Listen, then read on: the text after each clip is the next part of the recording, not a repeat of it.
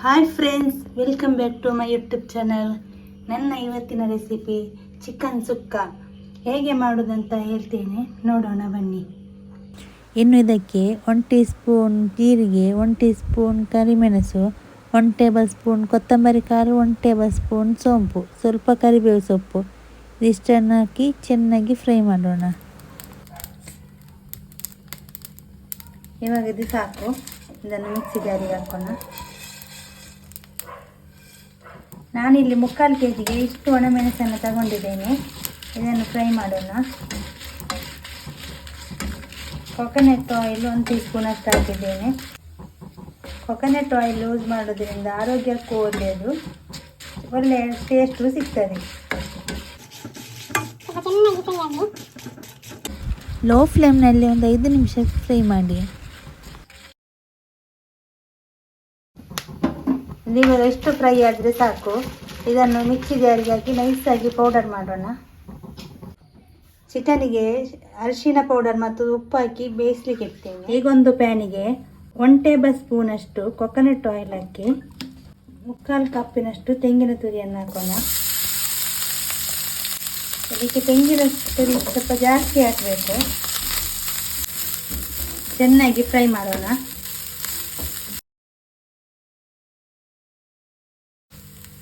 Fry ಮಾಡದೇನು ಹಾಕ್ಬೋದು. ಈ ಥರ ಫ್ರೈ ಮಾಡಿ ಹಾಕೋದ್ರಿಂದ ಟೇಸ್ಟ್ ಸ್ವಲ್ಪ ಜಾಸ್ತಿ ಇರ್ತದೆ. ಈಗ ನೋಡಿ, ಸ್ವಲ್ಪ ಬ್ರೌನ್ ಕಲರ್ ಆಗ್ತಾ ಬಂತು. ಇವಾಗ ಇದು ಸಾಕು. ಇಷ್ಟು ಫ್ರೈ ಆದರೆ ಸಾಕು. ಗ್ಯಾಸ್ ಆಫ್ ಮಾಡೋಣ. ಇನ್ನು ಇದಕ್ಕೆ ಸ್ವಲ್ಪ ಶುಂಠಿ, 1 ಹಿಡಿ ಬೆಳ್ಳುಳ್ಳಿ, 1 ಹಸಿಮೆಣಸಿನಕಾಯಿಯನ್ನು ತರಿಯಾಗಿ ಜಜ್ಜಿ ಹಾಕೋಣ. ಪೇಸ್ಟ್ ಹಾಕೋದಕ್ಕಿಂತ ಈ ಥರ ಜಜ್ಜಿ ಹಾಕಿದರೆ ಫ್ಲೇವರ್ ಸ್ವಲ್ಪ ಜಾಸ್ತಿ ಇರ್ತದೆ. ಇಷ್ಟು ತರಿಯಾಗಿ ಗುದ್ದಿದ್ರೆ ಸಾಕು. ಈಗೊಂದು ಪ್ಯಾನಿಗೆ 2 ಟೇಬಲ್ ಸ್ಪೂನ್ ಅಷ್ಟು ಕೊಕೊನಟ್ ಆಯಿಲ್ ಹಾಕಿದ್ದೇನೆ. ಅದಕ್ಕೆ ಕರಿಬೇವು ಸೊಪ್ಪು ಹಾಕೋಣ. 2 ದೊಡ್ಡ ಈರುಳ್ಳಿಯನ್ನು ಸಣ್ಣದಾಗಿ ಕಟ್ ಮಾಡಿ ತಗೊಂಡಿದ್ದೇನೆ. 2 ಟೊಮೆಟೊವನ್ನು ತಗೊಂಡಿದ್ದೇನೆ. ಇದಕ್ಕೆ ಟೊಮೆಟೊ ಎಲ್ಲ ಸ್ವಲ್ಪ ಹಾಕಿದರೆ ಸಾಕಾಗ್ತದೆ, ಜಾಸ್ತಿ ಬೇಡ. ಆನಂತರ ಈರುಳ್ಳಿಯನ್ನು ಹಾಕಿ ಫ್ರೈ ಮಾಡೋಣ. ಸ್ವಲ್ಪ ಉಪ್ಪು ಹಾಕಿದರೆ ಈರುಳ್ಳಿ ಸ್ವಲ್ಪ ಬೇಗ ಫ್ರೈ ಆಗ್ತದೆ. ಇವಾಗ ನೋಡಿ, ಇಷ್ಟು ಫ್ರೈ ಆದರೆ ಸಾಕು. ಇನ್ನು ಕಟ್ ಮಾಡಿಟ್ಟಿರೋ ಟೊಮೆಟೊವನ್ನು ಹಾಕೋಣ.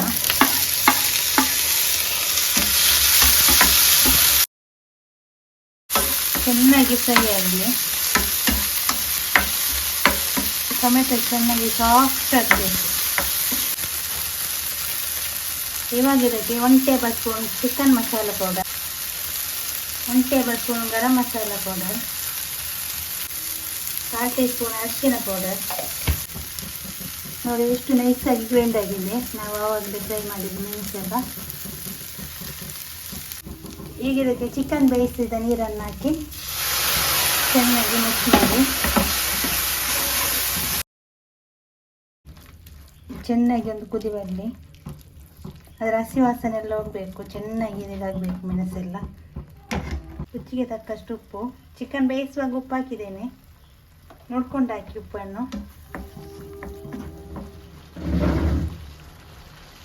ಇದಕ್ಕೆ ಶುಂಠಿ ಬೆಳ್ಳುಳ್ಳಿ ಜಜ್ಜಿದ್ದನ್ನು ಈಗ ಹಾಕೋಣ. ಶುಂಠಿ ಬೆಳ್ಳುಳ್ಳಿ ಫ್ಲೇವರ್ ಇಷ್ಟ ಇಲ್ಲದವರು ಆನಿಯನ್ ಹಾಕುವ ಮುಂಚೆನೇ ಆಯಿಲಿಗೆ ಹಾಕಿ ಚೆನ್ನಾಗಿ ಫ್ರೈ ಮಾಡಿ. ನಮಗೆ ಇಲ್ಲಿ ಶುಂಠಿ ಬೆಳ್ಳುಳ್ಳಿ ಫ್ಲೇವರ್ ಅಂದರೆ ತುಂಬ ಇಷ್ಟ, ತಿನ್ನುವಾಗ ಸಿಗಬೇಕು. ಅದಕ್ಕಾಗಿ ನಾನು ಈಗ ಆ್ಯಡ್ ಮಾಡ್ತಾ ಇದ್ದೇನೆ. ಇಲ್ಲಿ ಉಪ್ಪಿನಕಾಯಿ ಥರ ಕಾಣ್ತಾ ಉಂಟು.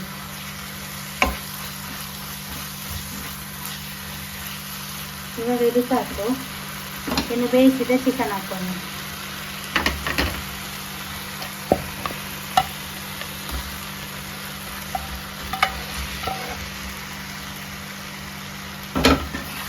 ಚೆನ್ನಾಗಿ ಮಿಕ್ಸ್ ಮಾಡಿ.